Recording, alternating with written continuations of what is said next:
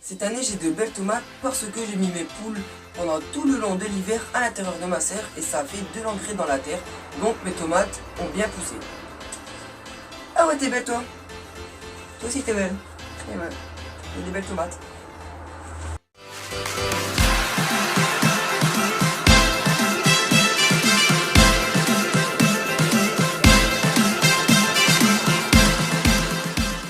Et salut les amis, c'est Microformy, j'espère que vous, ça va bien de ma part la forme. Aujourd'hui on se retrouve dans une toute nouvelle vidéo. Une vidéo petit suivi de mes deux poules Pékin 2 mois après que je les ai installées dans leur poulailler. Donc on se retrouve tout de suite devant le poulailler pour parler un petit peu de mes poules Pékin. Désolé si la luminosité est pas très belle car le soleil est en train de se coucher, il est 19h30. Donc voici le poulailler est juste ici. Donc on va aller le voir de plus près. Hop, voilà.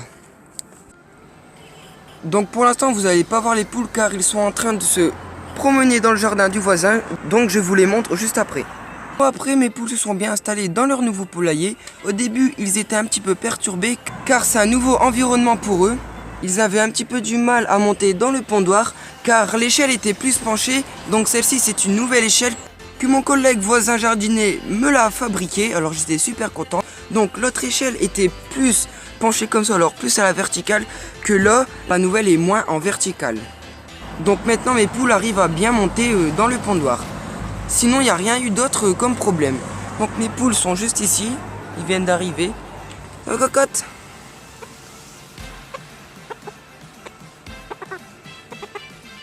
Ah oui, t'aimes bien. Hop. Voilà.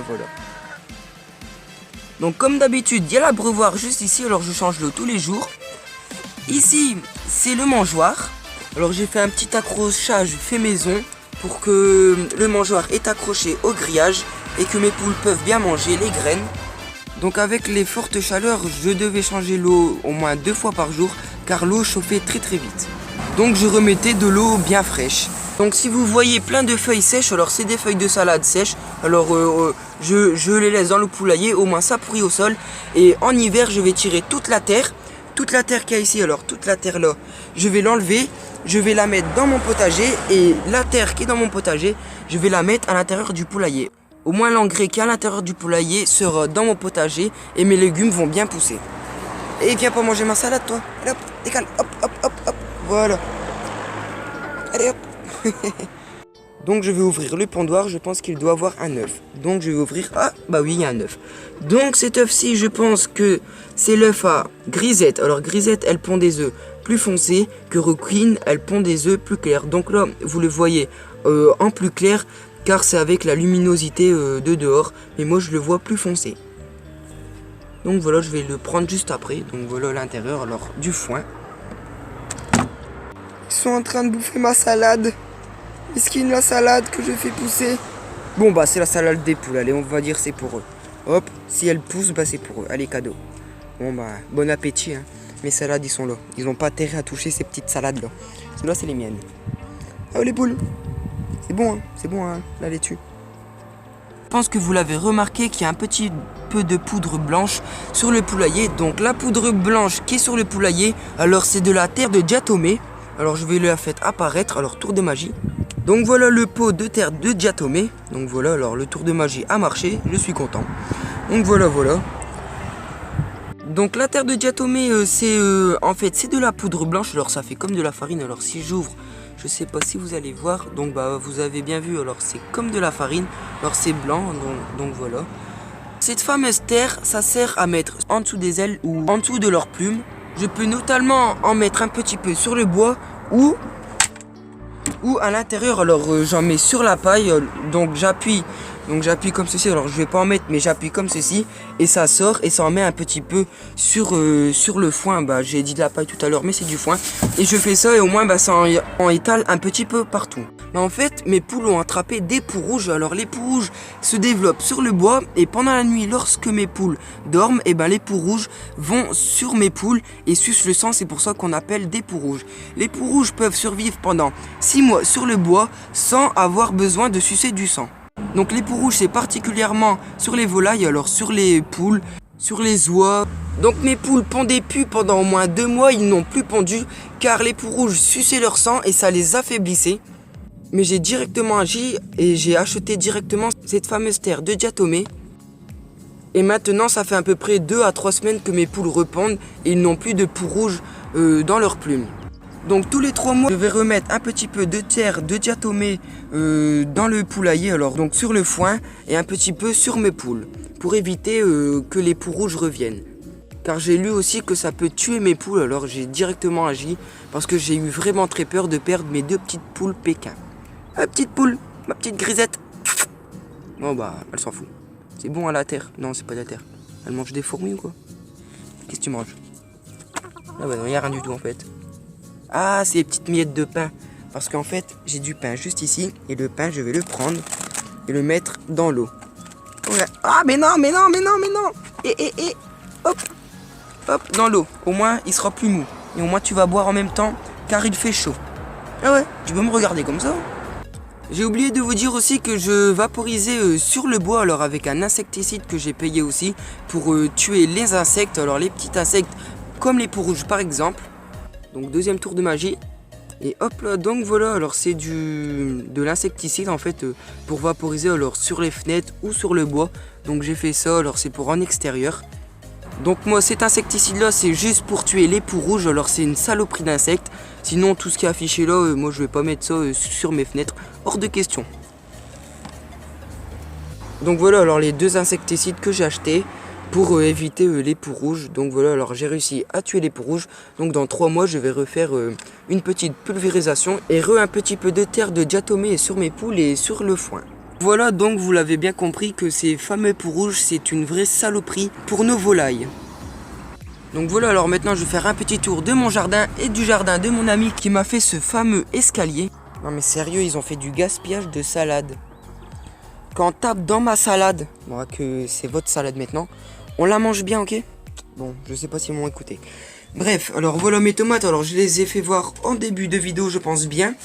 Donc là, c'est les graines que je conserve, alors c'est les graines pour mes poules, alors c'est où je me suis assis tout à l'heure pour le début de la vidéo.